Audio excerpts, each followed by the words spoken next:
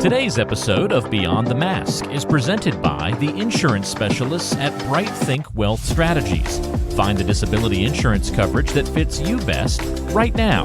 Email Robert Smith at rsmithjr@financialguide.com. The show is also made possible by the team at CRNA Financial Planning. Get a free consultation today to be guided through the complexities of investing and financial planning. Just visit crnafinancialplanning.com.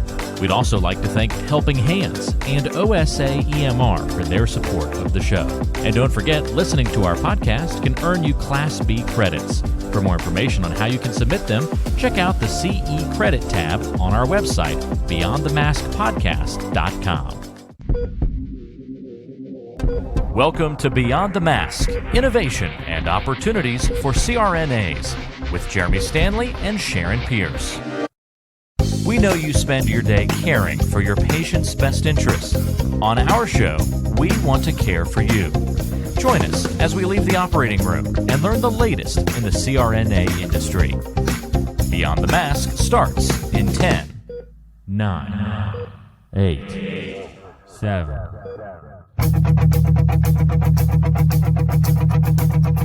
Welcome to Beyond the Mask. I'm Jeremy Stanley, and I've been working with CRNAs for over 23 years, and I'm married to one.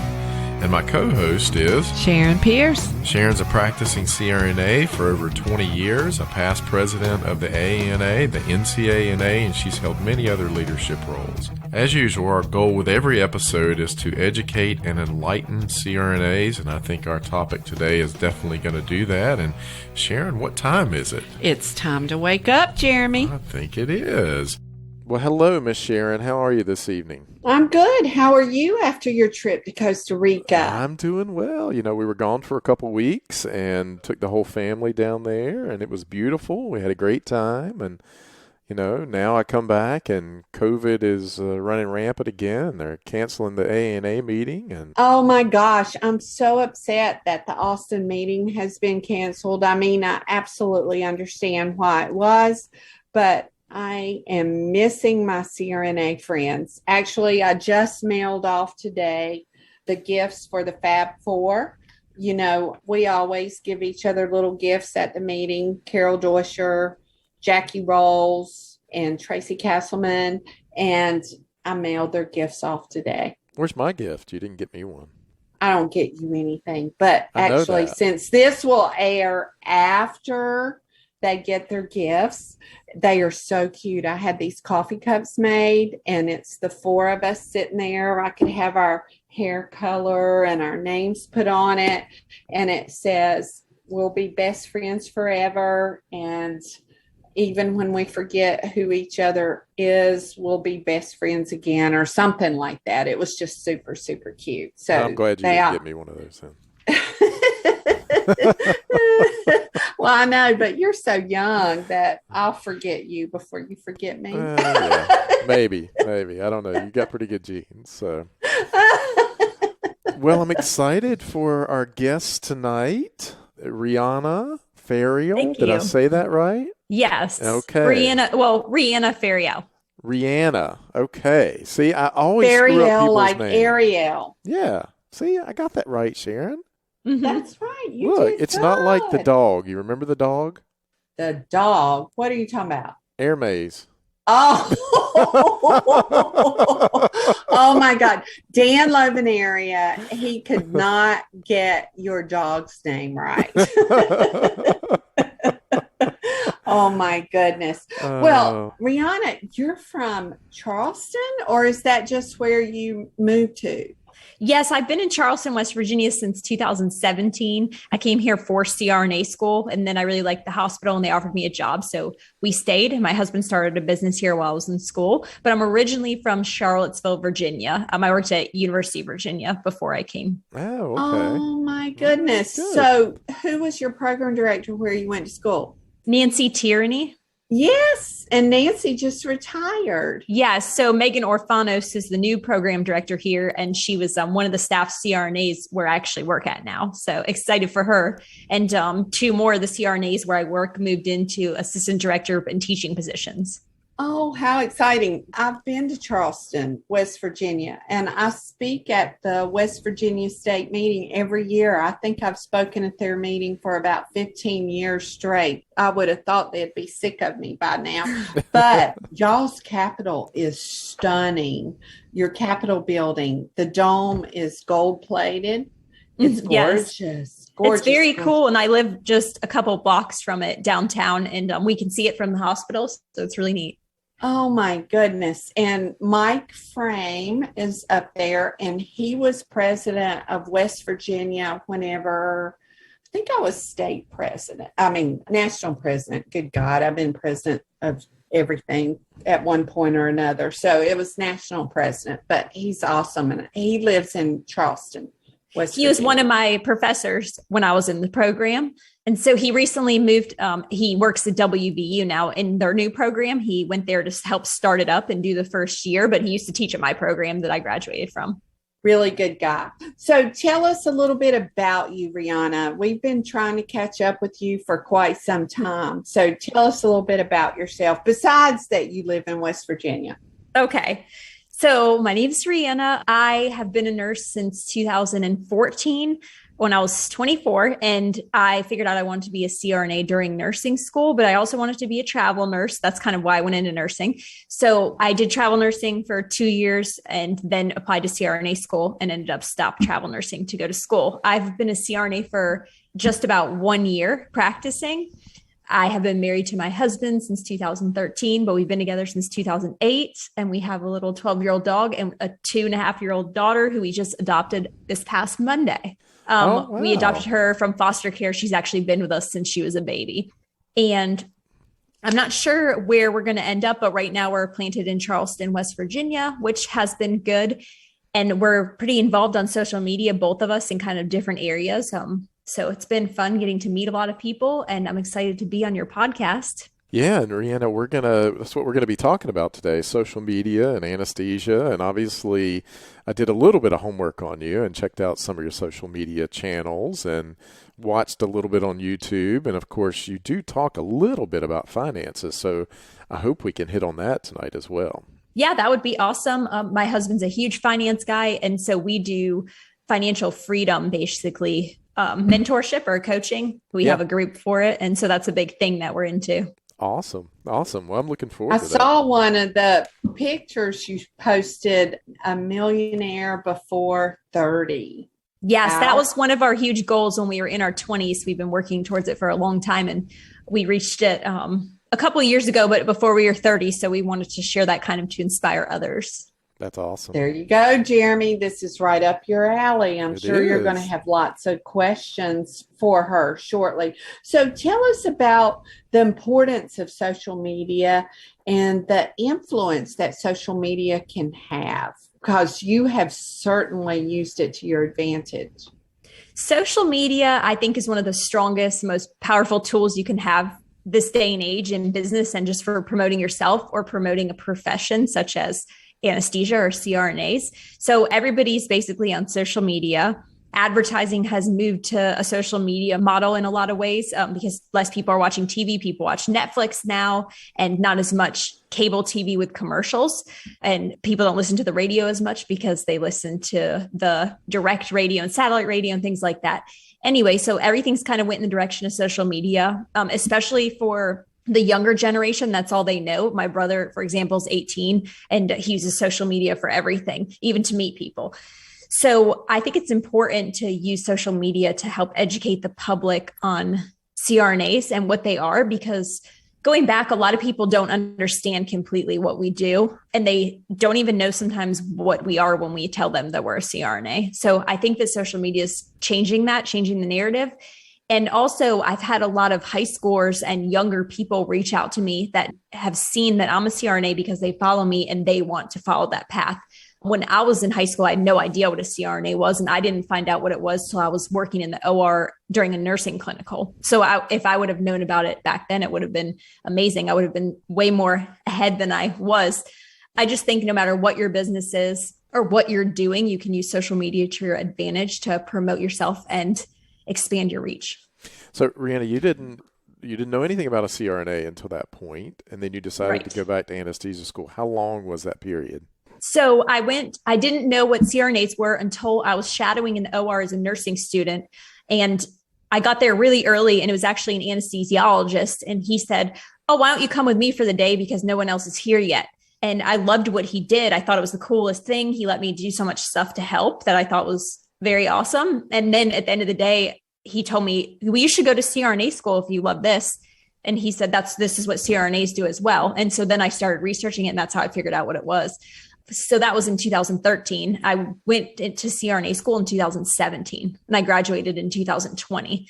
So all in all, it took many years, but there was a lot of good stuff going on in there with me working in the ICU and travel nursing. Great. So how did you get started on the social media front? That's interesting to me, and kind of walk us down that path. Okay. So I wanted to start a YouTube channel for a long time. My husband and I actually started one when we were younger, maybe 22. And we started a workout channel, and it was really bad, super cringy. And we did it for maybe a couple months, and then we stopped it and thought this is taking up a lot of time. And we had a business, and I was in nursing school. So we kind of stopped it. But later on, I got interested in it again, and I was putting it off. And then one day I just picked up my phone and said, "I'm just going to film a YouTube video and post it. And whatever happens, happens." And I posted it, and I had all these people commenting. They wanted more CRNA information and content because they hadn't been getting that or been able to find it. And that kind of inspired me to post more. And I started posting weekly, and I've been posting weekly with a few exceptions ever since. And that was in 2018. Wow. So every week you're posting something out there. Yes. I usually post every Sunday. Sometimes the days vary a bit. And then some weeks I've taken off, and I just let my people who are waiting know, this week I don't have a video, I'm on vacation, or I'm working extra or something like that. So what are all your outlets? Because I see you, and I found you on Instagram. Yes, I have YouTube, Instagram, and I'm pretty new to TikTok. I've made a couple TikToks about anesthesia. I have a TikTok where I do anesthesia stuff, and then a TikTok where we do just finance, daily education videos.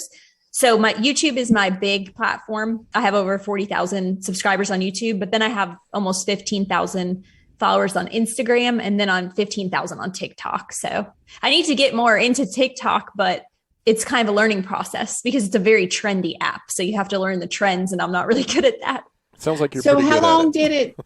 how long did it take you to get that many followers? So I started my YouTube channel in 2018, and I would say I probably got up to 20,000-ish within the first year. And then from then until now, I'm at 40,000. So I think it's been kind of slow but steady growth. I mean, it is a niche, anesthesia and nursing in general. Not everybody who's on social media can relate to nursing or anesthesia, but I feel that people who do research CRNA school or ICU nursing or anything of that sort end up somehow finding my channel. So that's been really fun. All right. So you also talk a lot about your outside pursuits outside of anesthesia. You want to fill us in on that a little bit as well? Sure. So when I was in nursing school, CRNA school, I'm going back way too far now. We actually opened a gym because that was one of our lifelong dreams, was to own a gym. So my second year of CRNA school, right in the beginning, we opened a gym. It was a CrossFit gym. And then we also have rental properties, and we invest in real estate, house flipping. We're looking to expand our rental portfolio at the moment. And then we also have a social media presence with finance and with anesthesia. So basically a lot of high income earners. So we have a group called More Than Money. It's a networking and mentorship platform that we created where we do weekly live streams educating our group on different financial topics and helping them with their situation. So the goal is to help everybody get to financial freedom. So that's another thing that we're very involved in. And I'm trying to think if I'm missing anything, but besides social media, that and the investing, we actually sold our gym in the beginning of the year. We sold out our ownership because it was taking up too much time, and we had other things we wanted to dedicate more time to. Good Lord, when do you sleep, girl? Sometimes I sleep at night. Yeah, sometimes you sleep at night. I can't even imagine. whenever I was looking at your Instagram post, you said that your goal was to have 80% in real estate. 80% of your earnings go to real estate. Yes, we invest a lot into real estate. We invest the maximum we can in retirement and things of that nature. And we do have some fun money in the stock market, but our main thing is real estate. We're getting interested lately actually in Airbnbs, and we're hoping to acquire one within the next year. We've been researching that a lot. And there's another CRNA named Aisha CRNA on social media. Her name's Aisha Allen. She's in the Air Force. She actually has an Airbnb and shares a lot about it. So we're friends, and I talked to her about that. And then we would like to have more rental properties. So we're not really set on a certain number of doors, but we have a certain number in our head that we want for passive income. And that's what we're working towards at the moment. Oh my God. We just did a podcast with a guy. How many doors did he say he had, Jeremy? Gosh, I'm trying to remember. 130 maybe? 140? No, I think it was more than that. Was it? But yeah. Oh my God. That's a lot. Yeah, he did a lot. I mean, I have rental property, so I just almost cringed whenever he said how many doors he how many doors he had. So what does your husband do? So he's a partner. He owns a company. It's called A&M Investments. He has two partners, Andrew and Steve. So his name's John, Andrew, and Steve. They run A&M Investments. It's a real estate investing company. So basically, they take money from investors and invest it into flips, house flipping, and then they return the investors' money with their interest. And that they've been doing really well. They've all been together since 2017. They met when I came here for CRNA school, and it's been a really fun ride. So he loves that, and that's another part of the reason we stayed. As a CRNA, you spend years preparing yourself for this career, so we don't want to see you lose out on any of the income you've worked so hard to earn.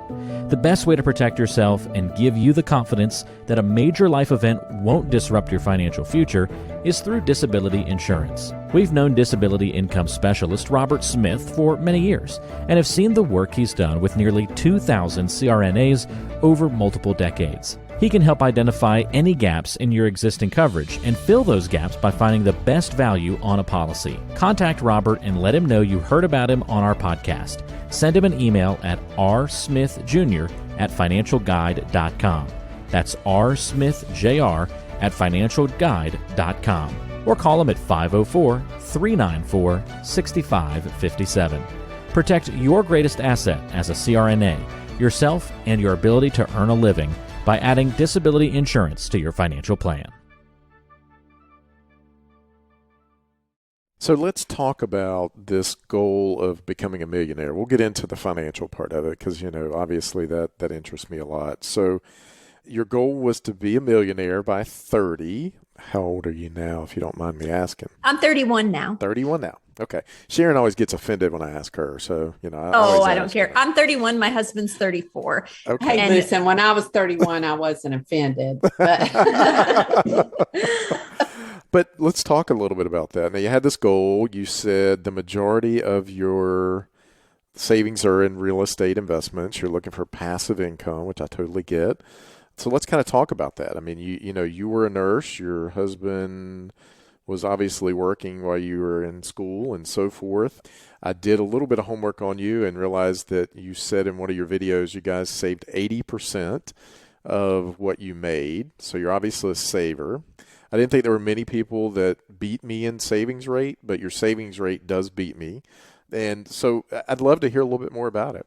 Okay, well, so to start you back from the beginning, we've been together since I was 18 and my husband was 21, so right out of high school. Neither one of us came from very financially literate families, and we didn't come from families that had a lot of money. We came from just normal families that lived a normal lifestyle.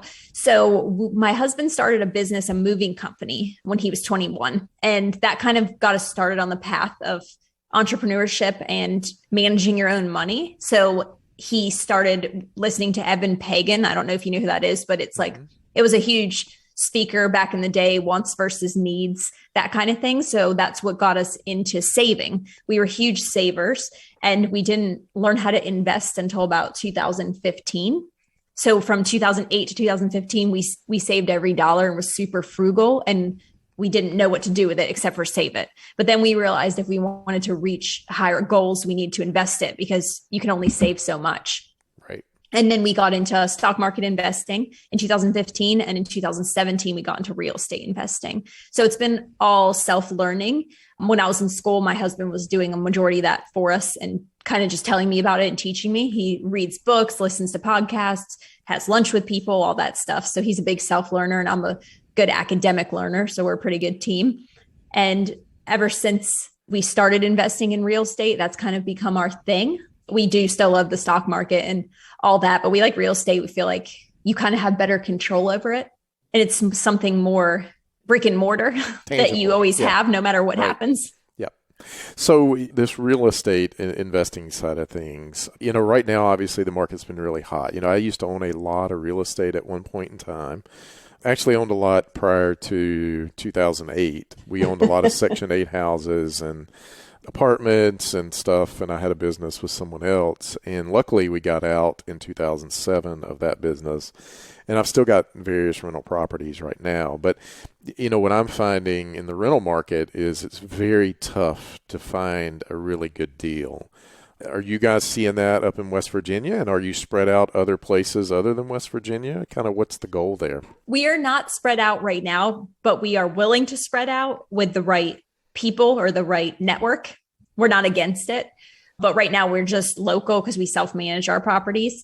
So we have one 4-unit apartment building, and then we have a house that we owner finance. We actually ended up owner financing instead of renting it out, and that's been going really well. So we are interested in doing that again.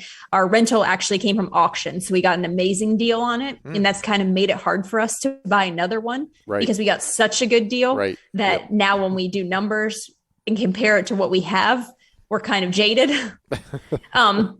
And yeah, the market's up right now here. Nothing's really a deal. And because the evictions have been halted, the auction has been dead to none. So we're kind of just hanging out right now.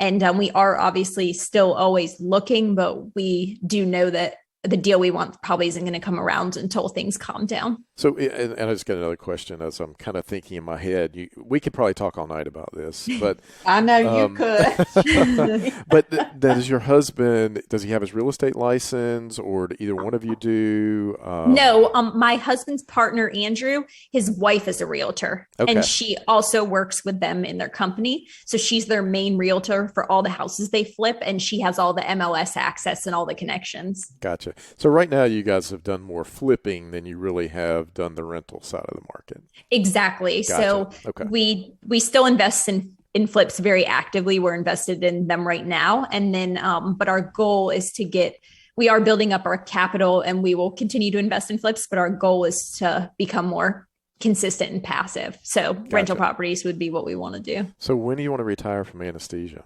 That's a tricky question. I don't think.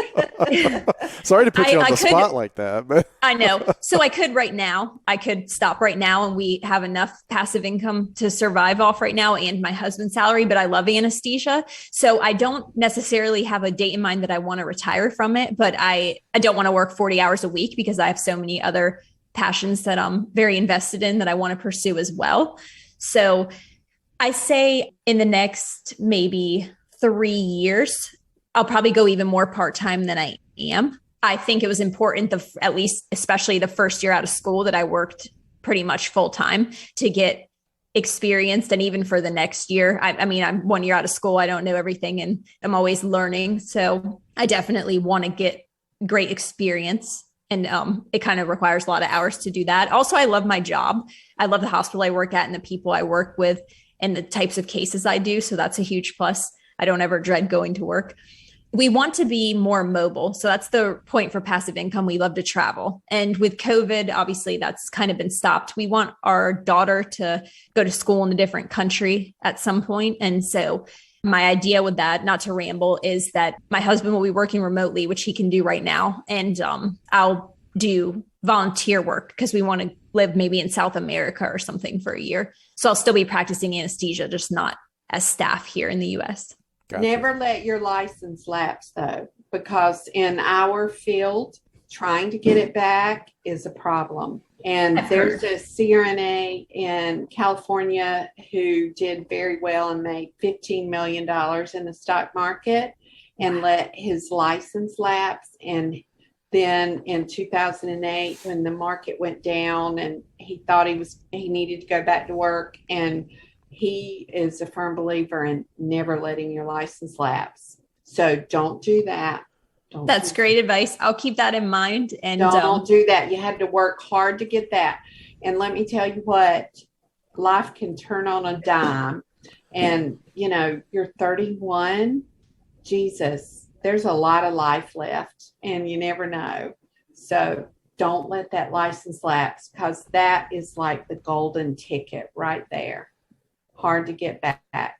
I will not. And I can't anticipate that there would ever be a point where I'm not working at all as a CRNA, because I love it. And that was my dream for the longest time. Sure. And you work so hard. 88% of nurse anesthetists would choose the same career again.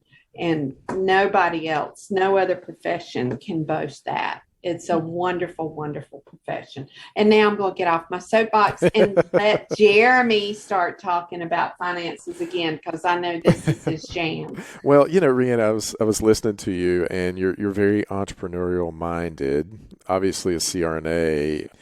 You're working W-2 currently. It sounded like you did some travel nursing before, so you've been 1099. You understand that side of the equation.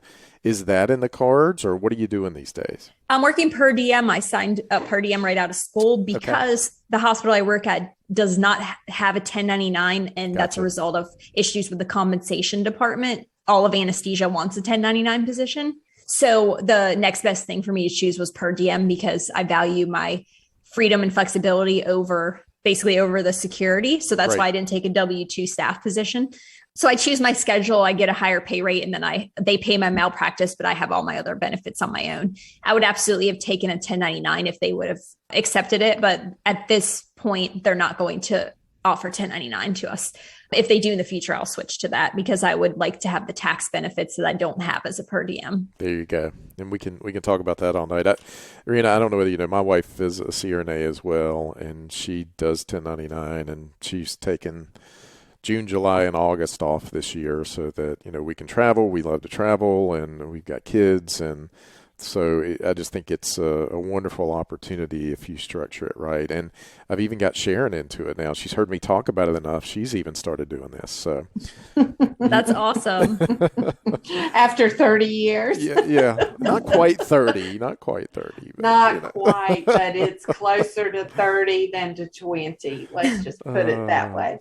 All right. So, go ahead, Jeremy. Well, I know this is your jam. Yeah, no, I'm just thinking in my head, Rhianna, you've got goals and objectives here. When you guys look out, your husband's name's John, right? Yes. Yeah. All right. So when you and John look out, and I deal with this with people all the time, and you probably, if you're doing financial coaching and so forth, you are too. Where do you guys envision yourself? Where are you going with all this? I mean, what does that look like? Obviously, you've done very well for yourselves to be 31. You're developing out this passive income. Hopefully you've covered all your bases along the way if something were to happen. What's the ultimate objective for you and John here in this life? So we're trying to figure out kind of what our end goal is right now. Our goal for the longest time was to reach financial freedom and for me to finish CRNA school. And we kind of achieved that in the past couple of years. So since then, we've been trying to set new goals. Obviously, now we have our daughter, so she's our priority. We want her to be well-traveled, and we want to be able to spend as much time with her as possible. So kind of what we're thinking is what you said, similar to what you and your wife do. Ideally, I don't want to stop working, but I don't want to work full-time, and I would like to maybe work 6 to 8 months a year and travel the other 3 to 5 months. And, I don't really know what our goal is. We have a lot of little goals, but we don't know what our long-term goal is, where we're going to end up or anything like that. So we've been kind of talking about that a lot lately and doing some soul searching. But as long as Tiana's our daughter, as long as she's happy and healthy and we get her to experience the world, that's kind of our goal at this point. And to set her up for her future, she'll be set up. So. Yeah. No, that's awesome. It is funny though. I do find, people that don't have kids tend to save a lot more money than us that do have kids. Would you agree with that, Sharon? Oh my Lord. I'm going to tell you one thing right now, Rhianna. They tell you to save for college. They don't tell you to save for the wedding. And because you will be the parents of the bride and the bride's family always pays for the wedding, go ahead and start saving for the wedding right now. Hey, you can just do what, a lot of parents do. Say, hey, here's 25 grand, 30 grand, take it. You can spend it, do whatever you want to do with it, but that's all I'm paying. Yeah, but remember, I've got twins and one took that deal and one did not. Right. So, but it's still true. a lot of money. Yeah. Today's show is brought to you by the folks at CRNA Financial Planning, an independent consulting firm that offers financial planning services exclusively to CRNAs and their families. From planning for a child's future college expenses to building a predictable income stream in retirement, the firm is committed to offering you comprehensive financial services, customized to fit your unique needs and objectives. If you have questions about your financial future, get them answered. Call the team at 855-304-3748. That's 855-304-3748. Or go online to crnafinancialplanning.com. So let's talk a little bit about your, I'm going to call it coaching, financial freedom business. Talk to us a little bit about that and who you're working with and who comes to you guys. And, there's the FIRES movement. I don't know if you guys are part of that, or let's just kind of hit that road. So I would probably call it more of a financial education platform now that I'm thinking about it. But the goal is financial freedom. Most of the people who come on there don't have any financial knowledge, and they know what they want to get to, but they don't know how to get there. Gotcha. They don't know about a Roth IRA. They don't even know what's going on with their 401k. They don't know how to budget, things like that. So, and that's all fine because we don't learn that in school. And we always say, if you're here, you've already taken the hardest step, which is finding a way to educate yourself, basically. We do weekly classes via Zoom on different topics. So we release a schedule every month, and then our members can choose which classes they want to attend. We also have a huge forum that has a lot of different sections: real estate, stock market, investing, retirement, all that kind of stuff. So they pay basically a monthly membership fee, and then they have access to the forum and the Zooms and direct message access to us via the forum. That's been a lot of fun. We've really loved it. It's called More Than Money. And we've actually had the idea for a long time. We just put it into action this year because we wanted to make sure it was a smooth opening and that we were ready and had the time to dedicate to it. We've really loved helping people kind of just learn more about finances, and also that a lot of the people who come to us are in nursing or healthcare, and that's how they found us, was through Instagram or YouTube. And they have no idea that often RN salary, you can reach early retirement, or you can reach financial freedom if you use your money the right way to reach those goals. So it's been great. So how much time does this all take you a week to put together all of this content? It sounds very labor intensive to me. For YouTube, or just for the More Than Money? Just anything. I mean, it sounds like you've got a lot of balls in the air. And how much time does all of this take you? So I don't track exactly how much time it takes, but if I had to guess, I would say at least probably 20 hours a week. We kind of use all of our spare time doing stuff, but we do find time to watch Netflix show like here and there at night after everything calms down. We like to do that. And we like to go to the gym and work out. So I would say sometimes I get up early in the morning and do it. Sometimes after when Tiana's napping or goes to bed, we're filming videos and writing our schedules out. We do all of our lives after she's in bed. So we do them at night. And that's also when people are off work. I think if I had to guess, outside of our actual jobs, John's business that he spends 40 plus hours a week at, and my CRNA job, probably between 20 and 30 hours, depending on the week. But we do enjoy it. And it's on our time. Like, we decide when to do it, and we do it because we want to. So it doesn't feel so much like work as going to work would. Right. Rhianna, I was just going to say, why is this portion of it so important to you? You said you grew up, I think both you and John, sound like very similar to Sharon and I both. We didn't grow up in a family that had tons of money, and we had to make hard decisions growing up and so forth. And that's one of the reasons that led me down the path that I'm on and have been for quite a while. I didn't want to make the same mistakes and decisions that, I saw fail in my younger life. So I'm just interested to what drives you guys to do this. Freedom. That's we don't care about money. We care about freedom. We want to be able to do what we want to do when we want to do it. And also to say no to things when we don't want to do it. So that's our main goal, is freedom. And we feel pretty free right now, but there's still things that are out of our reach. I mean, we don't want a mega yacht or anything like that, but we want to be more involved in helping on a bigger scale. And to help more people, you have to have more money. That's just the way it works. You can't help people with like positive thoughts. So we want to have freedom, and we want to have the ability to make a difference. And that's really what drives us. We don't care about cars, or we live in a small townhouse. We don't really care about that stuff. We like to travel, see the world, meet people, and that's pretty much it. It's pretty simple, but also now that we have our daughter, setting her up to make sure that she never has to worry is a priority too. And we actually never planned on having kids. And she came into our lives and spun our world around in a good way. Kids have a way about doing that, Yeah. Wow. And to be 31 with all of this, I mean, Jeremy, well, you were born an old man in your mind. So I just always thought differently.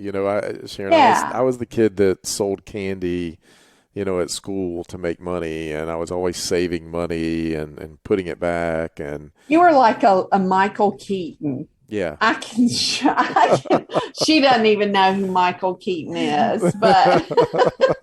So that's my husband. You and my husband would probably get along very well. I had not an entrepreneurial bone in my body, and I never even considered that you could do more than go to work and pay your bills. And he actually introduced that to me when we were way younger. And he was the one who pursued the education. Not saying I would have never done it on my own, but definitely not this fast, because he said, hey, we can do this. This is possible. I'm learning how to do it.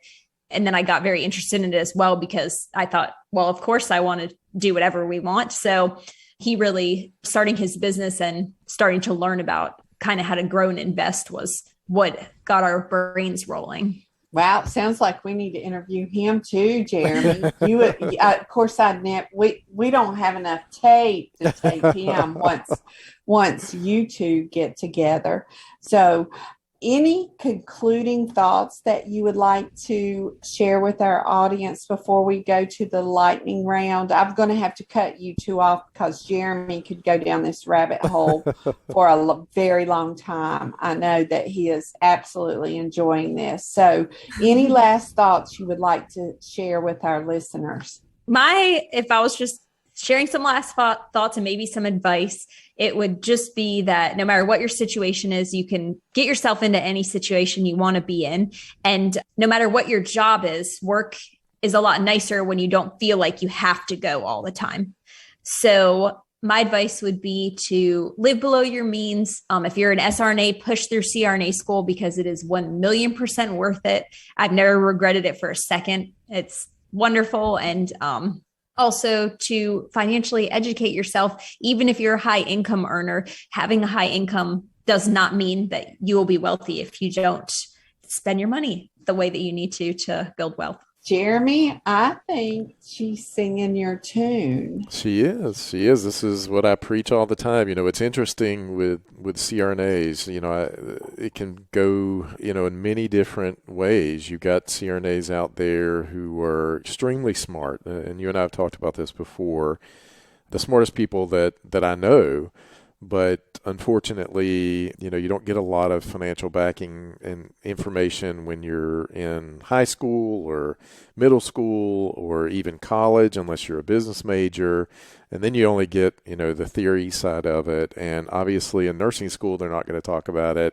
In anesthesia school, you get a very little bit of it, maybe a little bit more now with the doctorate level, but it's still not enough to get you where you want to go. So it is nice to see you guys out there spreading the word, telling people what's possible. I just think it's awesome what you're doing, and I wish you all the success. Looks like you've got a lot of it, and I hope that you guys continue down this path. Thank you. It was so nice talking to you guys. I feel like we could all talk for hours. Yeah. Oh, absolutely. So before we let you go, we do something called the lightning round. So what's your superpower?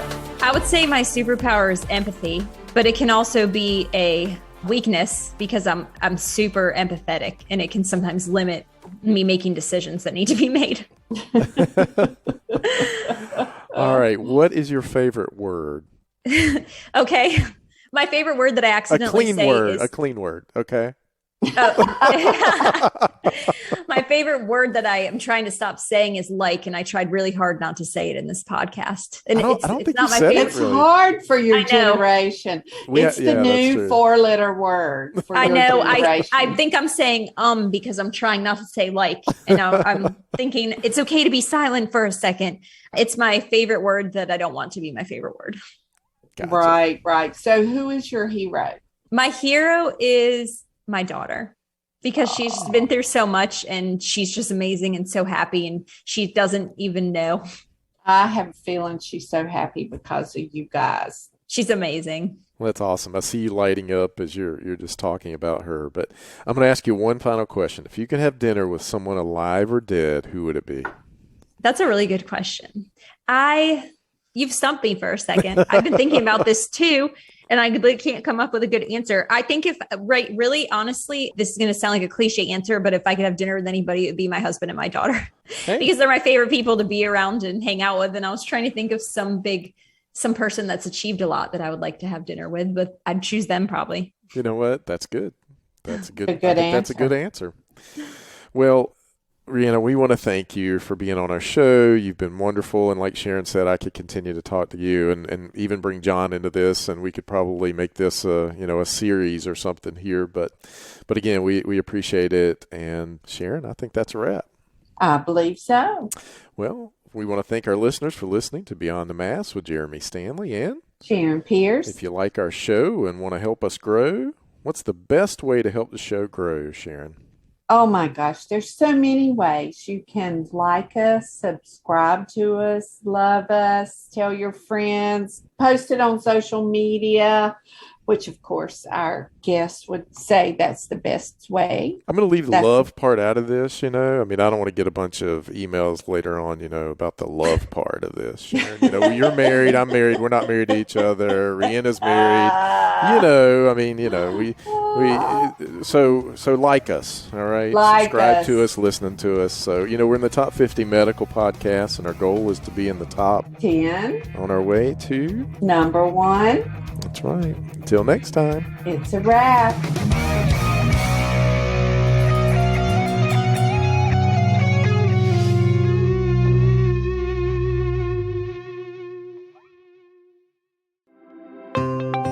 Have you thought about what would happen if you weren't able to work for 2 or 3 years? On average, 25% of people will file a disability claim, and most of us aren't prepared for that loss of income. Every CRNA needs to protect their biggest asset, yourself, and your ability to earn with a disability insurance policy. We recommend contacting Robert Smith, a master disability insurance specialist with more than 30 years of experience and 1,800 CRNA clients to find the coverage that fits you best. The best way to do that is to send him an email at rsmithjr@financialguide.com. That's rsmithjr@financialguide.com, or call him at 504-394-6557. Beyond the Mask is made possible by the team at CRNA Financial Planning. With almost 2 decades of experience, the firm guides CRNAs through the complexities of investing and financial planning. Schedule a free consultation today by calling 855-304-3748 or go online to crnafinancialplanning.com. Hi, this is Jackie Rolls, President of the International Federation of Nurse Anesthetists and President and founder of Our Hearts, Your Hands, a global anesthesia support community that takes donations to allow nurse anesthetists in low and middle income countries to go to educational programs, buy equipment, or textbooks. Your donations are tax deductible, and we would appreciate your support. OSA EMR is a free anesthesia EMR developed by CRNAs that you can download and use on an iPad. Our nonprofit mission is to make sure that solo and small practice CRNAs can digitally record their anesthetics. To learn more, visit osaemr.com to download and consider donating to our cause. Remember, for CRNAs, data is destiny.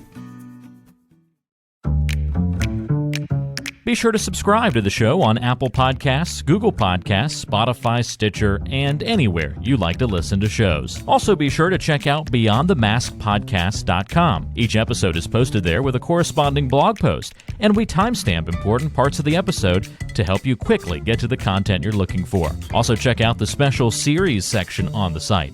You can follow along and catch up on the CRNA History Series, episodes specifically about political conversations in the industry, or try the CRNA Personal Finance Series. It's all on BeyondTheMaskPodcast.com. And if you have a question for the show or want to be a guest, or even suggest a particular topic, fill out the contact form on the site or send an email directly to us at info@BeyondTheMaskPodcast.com. And lastly, let's take the conversation social. Check out our Beyond the Mask podcast Facebook page and Facebook group.